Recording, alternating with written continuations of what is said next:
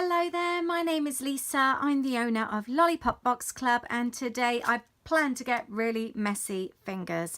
I haven't done a messy video for ages and I've been dying to get all the paints and the mixed media bits and pieces out, and this is something I've been meaning to make for some time, so it's about time that I got everything out to have a play.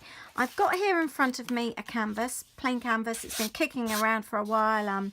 It has seen better days.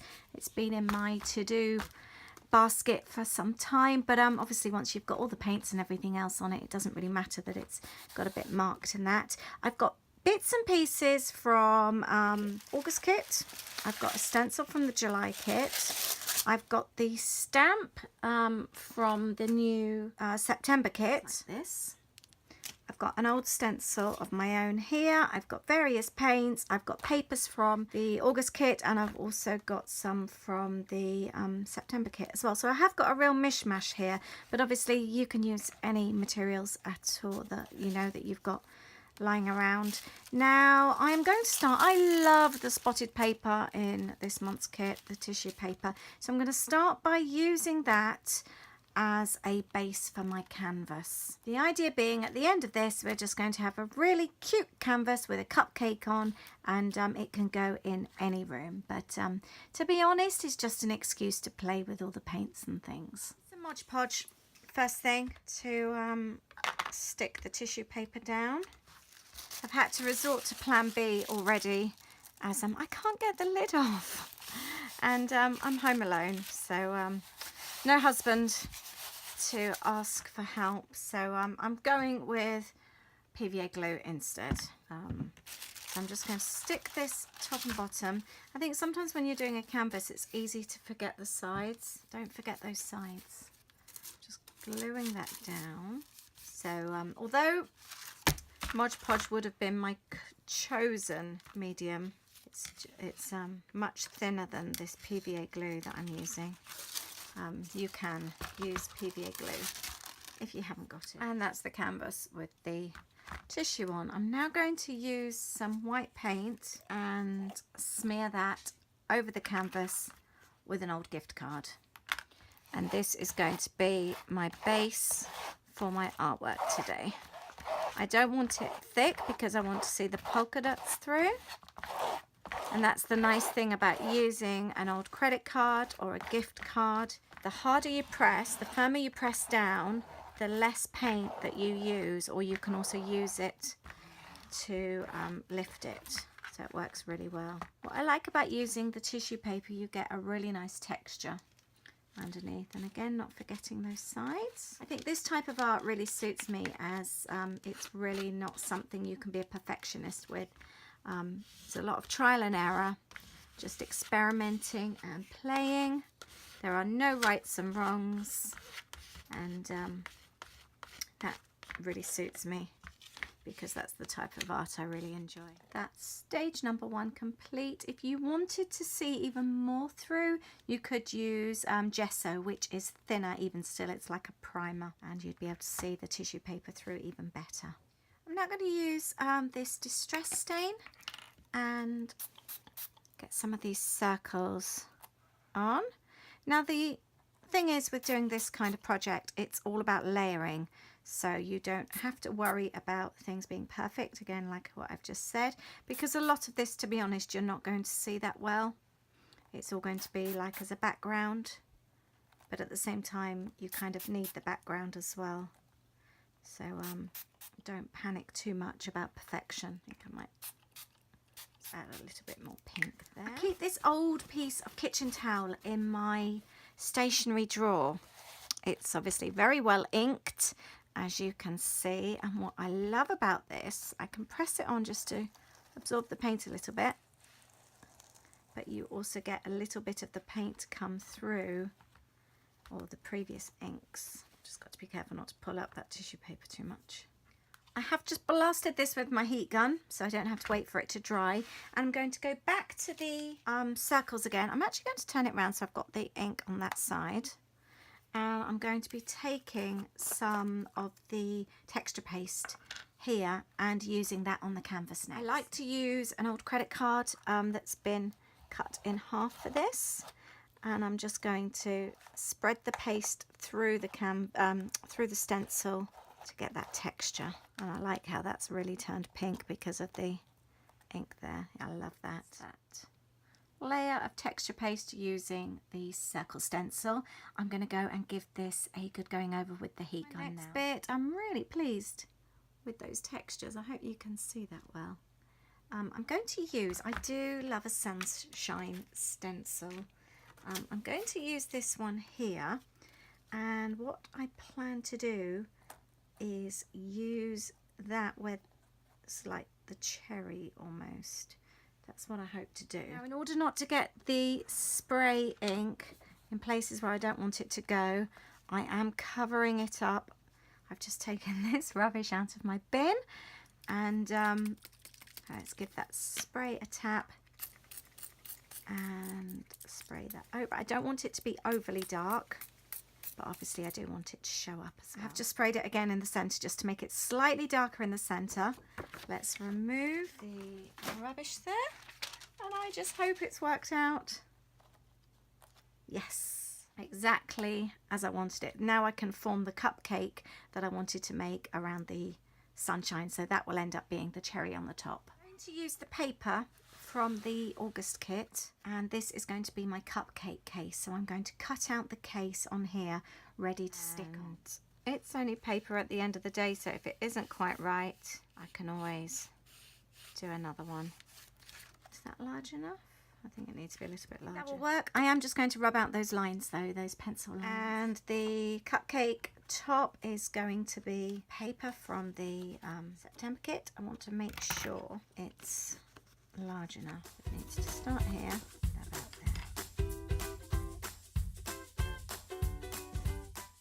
Trim these off a little bit more. I am just going to go and heat this over with the heat gun again, just to make sure none of that yellow ink smudges. I'm now going to be sticking down the pieces of the cupcake, just using that PVA glue again. I really love how the textures are building up nicely now on this canvas, and that needs to be the cupcake on the top, so that goes there. I did trim that down slightly just to make sure it fitted properly. There we go. I always use this board. It's the back of an old box. It's covered in paint and things, and every now and then when I'm creating, I do get, like here, an imprint of a previous project. I personally really like that. Nothing like that bothers me, and to be honest, I'm going to be adding more paint in a moment anyway. So it's really not the end of the world. Stamp from this month's kit, the new kit. We've got 2 stamps this month. I'm going to be using the You Are Sweet stamp. I've taken one here. I've got a black ink pad.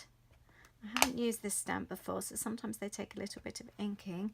And I am going to use this going around. It's not meant to be perfect. And because obviously we've got all the different textures and mediums, react differently going around, but it's just there as a background, and I'm just going to do this all around the cupcake.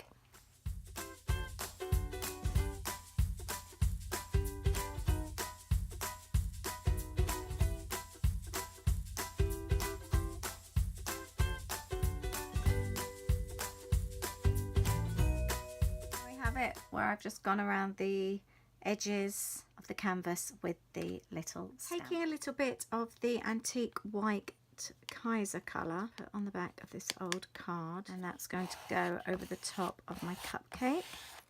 I'd always rather need to add a little bit more than have too much in the first place, wishing I hadn't added so much. I think I'm going to go over some more of the canvas actually. I really like this texture. It's adding a nice warmth to it actually, that antique white. It really picks up the different textures of the canvas as well. A little bit of this Dilutions. This is rose quartz, and this is a little bit darker. I'm going to be really careful with this, and I'm actually going to use my fingers with this one. And again, it's really picking up on those textures. Work that in. I really like doing it with my fingers. You can really feel where it needs to go and work it in and around all the different textures that I've been building up. I don't want to add too much because it is quite a bright pink. Just a little bit up the sides, and the same over here. I will be working on the sides, by the way. I haven't forgotten those. On the side as I work. And this is how I'm going to paint the sides. I've taken some on the wet wipe. And I'm just going to use the wet wipe to paint the sides. I always do this with my canvases. It's a really easy way of doing it. It's quick. And it covers it really well. And it keeps your fingers clean. I'll give you a bit more of a close-up before I go and dry this and add some more painty layers. Now the good thing when you're doing this, if you feel it's a little bit on the bright side, I just simply take a little bit of white and I work that into the design, and that just takes the edge off the brightness. I also tend to add white anyway because I just feel it highlights it well, and I just like that look. Let's add a little bit more down there. And something else I always tend to do is just go across the artwork in the middle with the white as well. And again, I'm just going to go and heat that up. So the next layer of paint is dry. I'm now going to be adding a little bit of the teal just to bring it all together. Now it is important to dry off the layers in between, otherwise you just get a mish of colours. It just kind of blends together, and you don't always want that. Sometimes it can work well, but I wanted the true colours to stand out rather than blend in together.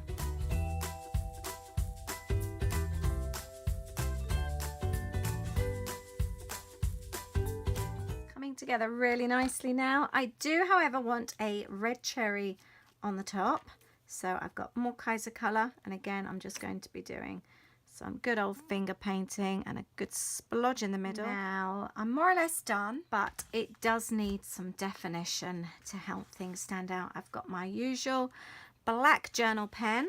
Just got to be careful because I don't think the cherry is completely dry, and I'm going to go around my frame with my black pen. That stands out so much better. You can really see the cupcake. I did want to add a little bit of wording, and I've printed off on just normal scrap paper and using a typewriter font, and I'm going to trim that down. I've added some extra little lines for the cupcake wrapper. This has been trimmed down, and I can now stick this onto the cupcake. And just before I say it's finished, I've got some stickles here, and I'm going to add those for a finishing touch. Everything looks better with sparkles on it. And again, I'm going to pop some on my finger and run over the canvas just to add a little bit of sparkle, and then the canvas is done. Some on the top of the cupcake there. So that's it, my canvas is finished. And I have done the sides as well. And I think that will look very nice on the wall. Lots of different layers, lots of different textures, lots of different mediums and colours, and most important of all, it was really fun to make. I hope you've enjoyed this. Do you play with paints, mixed media, that kind of thing? Do you ever paint your own canvases? Please leave me a message. I would love to know, and let me know if you've got any questions as well. Thank you so much for joining me today, and I'll see you soon. Bye.